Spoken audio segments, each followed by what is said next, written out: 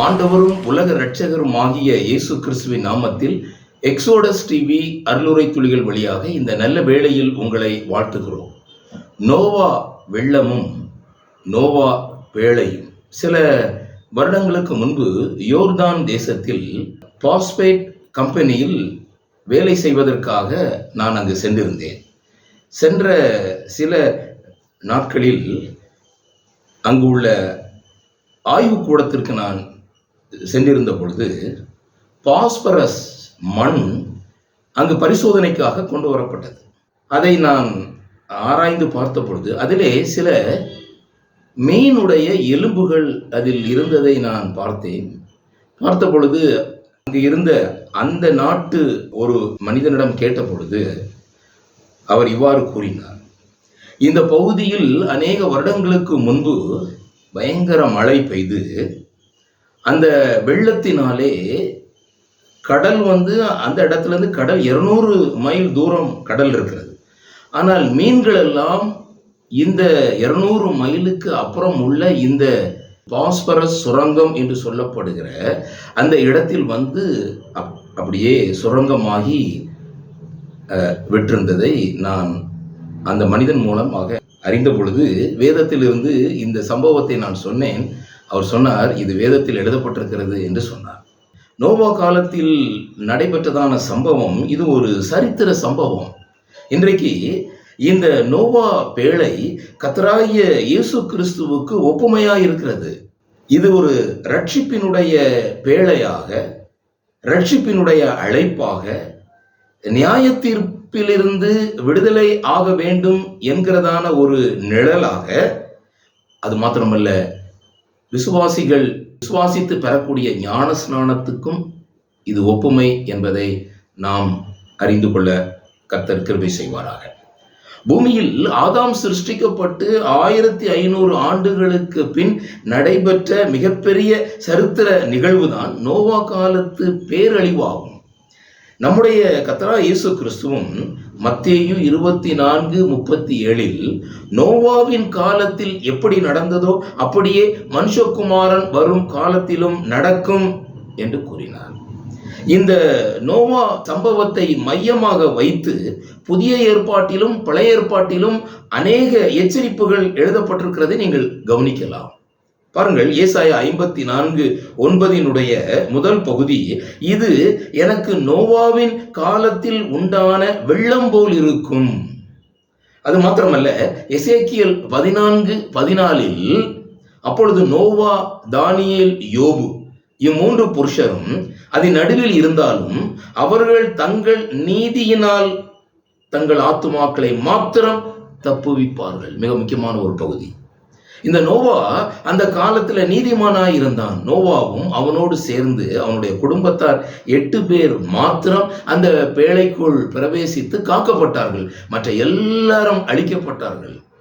ஆகவே நோவாவினுடைய நீதியினாலே அந்த நோவா மாத்திரம் தப்புவிக்கப்பட்டதாக நாம் வேதத்தில் வாசிக்கிறோம்.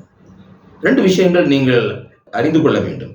தண்ணீர், அக்கினி, இந்த ரெண்டும் தேவன் சுத்திகரிப்புக்காக பயன்படுத்துகிற ஏதுக்கள். 2 விதமான செயல்களை செய்கிறதை நீங்கள் கவனிக்கலாம். தண்ணீர், அந்த தண்ணீர்னாலே ஆண்டவர் ஜனங்களை அழித்தார். இனி வரப்போகிற உலகம் அழிவுக்கு இரையாக வைக்கப்பட்டிருக்கிறது. அதை அக்கினியினாலே அவர் அழித்து போடுவார் என்று வேதம் கூறுகிறது. தண்ணீர், அக்கினி, இந்த 2 தேவன் நியாய தீர்ப்புக்காக பயன்படுத்துகிற 2 ஏதுக்கள். நோவாவுடைய பேழை இன்றைக்கு கர்த்தராகிய இயேசு கிறிஸ்துவுக்கு நிழலாக வைக்கப்பட்டிருக்கிறது. கர்த்தராகிய இயேசு கிறிஸ்து நிஜமாக இந்த உலகத்திற்கு அவர் பாதுகாப்பின் பேழையாக இந்த பூமிக்கு வந்தார். இன்றைக்கும் இந்த உலகம் அதே நிலைக்குத்தான் தள்ளப்பட்டிருக்கிறது. எங்கு பார்த்தாலும் அநீதியும் கொடுமையும் நிறைந்த செயல்கள் காணப்படுகிறது. தேவன் தண்ணீரினால் அன்று உலகத்தை சுத்திகரிப்பு செய்தார். இப்பொழுது இந்த உலகம் அக்கினிக்கு இரையாக வைக்கப்பட்டிருக்கிறது என்று வேதம் கூறுகிறது. பாருங்கள், 2 பேதுரு 3:7 இப்பொழுது இருக்கிற வானங்களும் பூமியும் அந்த வார்த்தையினாலே அக்கினிக்கு இரையாக வைக்கப்பட்டு தேவபக்தி இல்லாதவர்கள் நியாயம் தீர்க்கப்பட்டு அழிந்து போகும் நாள் வரைக்கும் காக்கப்பட்டிருக்கிறது. ஆகவே தண்ணீரும் அக்கினியும் தேவனுடைய சுத்திகரிப்பின் வழிகளாகும். தேவன் நோவாவையும் அவன் குடும்பத்தாரையும் காப்பாற்றி தான் யெகோவா தேவன், அவர் கர்த்தராகிய தேவன் என்பதை ஊர்ஜிதம் செய்தார். தேவன் பாவத்தின் மேல் நீதியை செலுத்துகிறவர் மட்டுமல்ல, பாவிகள் மேல் அக்கறையும் மனதுருக்கமும் கொண்டவர். ஆகவேதான் பயங்கரமான இந்த கோபாக்கினையின் நியாய தீர்ப்புக்கு முன்னேறி கொண்டு போகிற இந்த உலகத்தை ரட்சிக்கும்படி தேவன் தம்முடைய குமாரனை உலகத்தில் அனுப்பினார். இதுதான் சுவிசேஷம். அந்த பேழை எவ்விதமாக தேவனுடைய திட்டத்தின்படி அது செய்யப்பட்டதோ அதே போல 2025 ஆண்டுகளுக்கு முன்பு தேவன் தம்முடைய குமாரனை இந்த உலகத்திற்கு அனுப்பினார். நோவா பேழை இதற்கு நிழலாகவும் ஒப்புமையாகவும் இருக்கிறது. இயேசு கிறிஸ்துவே ரட்சிப்பின் வழி என்பதற்கும் நோவா பேழைக்கும் சில ஒற்றுமைகள் இருக்கிறதை கவனிக்கலாம். 1-2 இந்த வாரம் நாம் சிந்திக்கலாம். 1, மிகப்பெரிய அழிவுக்கு தப்புவிப்பதற்காக பயன்படுத்தப்பட்ட ஒரே வழி பேழையாகும். இந்த பேழையின் வரைபடம் தேவனால் கொடுக்கப்பட்டது. கர்த்தராகிய இயேசு கிறிஸ்துவே அந்த பேழை. எப்படி தேவனால் கொடுக்கப்பட்ட அந்த வரைபடம் அதன்படி செய்யப்பட்டதோ அதே போல தேவன் தம்முடைய குமாரனை இந்த உலகத்திற்கு அனுப்பினார். இது தேவனுடைய சுவிசேஷம். தேவனே குமாரனாகிய கிறிஸ்து இயேசு மூலமாய் பாவ மன்னிப்பு அடைய வழிவகுக்கிறார்.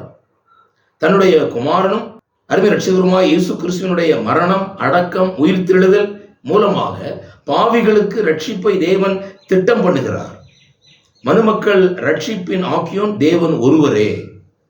தேவன் பேழையை உண்டு பண்ணினார். அதற்குரிய எல்லா வரைபடத்தையும் தேவனே கொடுத்தார். அதே போல சுவிசேஷம் தேவனால் கொடுக்கப்பட்டது. 2வதாக, கொப்பேர் மரத்தால் உனக்கு ஒரு பேழையை உண்டு பண்ணுவாயாக. ஆதியாகமம் 6:14. கொப்பேர் மரம் என்பது கர்த்தராகிய இயேசு கிறிஸ்துவினுடைய மனுஷீகத்துக்கு நிழலாக இருக்கிறது. மரம் வெட்டப்படுகிறது. கிறிஸ்துவாகிய பேழை பூமியில் ஆயத்தமாக்கப்பட்டது. எபிரேயர் 10:5 ஒரு சரீரத்தை எனக்கு ஆயத்தம் பண்ணினீர். கர்த்தராகிய இயேசு கிறிஸ்து பூமியில் வருவதற்கு அநேக காரணங்கள் உண்டு. அவர் கண்டிப்பாக பூமிக்கு வந்து ஆக வேண்டும். இந்த கர்த்தராகிய இயேசு கிறிஸ்து இந்த நிஜமான சரீரத்திலே பூமிக்கு வந்தார். அது கொப்பேர் மரம் என்பதற்கு அது ஒப்புமையாக இருக்கிறது. 3வதாக, பேழை 3 அறைகளும் 1 ஜன்னலும் கொண்டது. ஒரு கதவு மட்டுமே உண்டு. திரியேக தேவனிடம் செல்வதற்கு ஒரே வழி கர்த்தராகிய இயேசு கிறிஸ்து மட்டுமே. ஒருவன் கர்த்தராகிய இயேசு கிறிஸ்துவில் பிரவேசிக்கும் போது, அவரை ஏற்றுக்கொள்ளும் பொழுது திரியேக தேவனை சென்றடைகிறான். பேழையின் கதவு ஒன்றுதான். நானே வாசல். என் வழியாய் ஒருவன் உட்பிரவேசித்தால் அவன் ரட்சிக்கப்படுவான். அவன் உள்ளும் புறமும் சென்று மேய்ச்சலை கண்டடைவான். பேழையின் ஒரு கதவு வழியாக பிரவேசிப்பது 3 அடுக்காகிய பேழை முழுவதையும் சென்றடைவதை சுட்டி காட்டுகிறது. குமாரனில் விசுவாசமாய் இருக்கிறவனுக்கு நித்திய ஜீவன் உண்டு.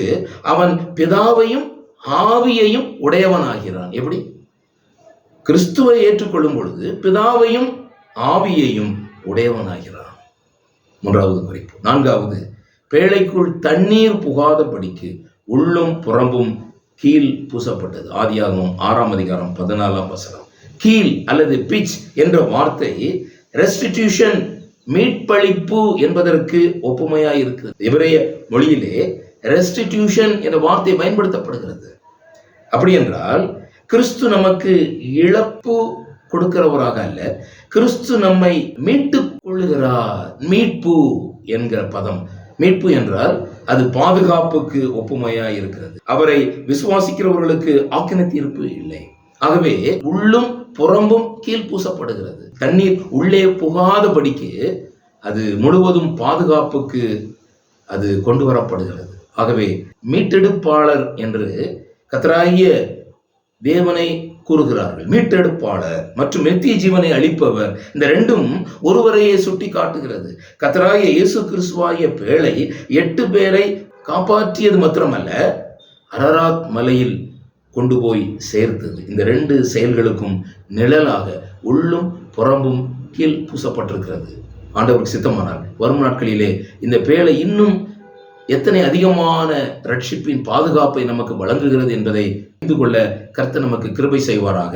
அவருடைய பரிசுத்த நாமம் இன்னும் மகிமைப்படுவதாக. ஆமீன்.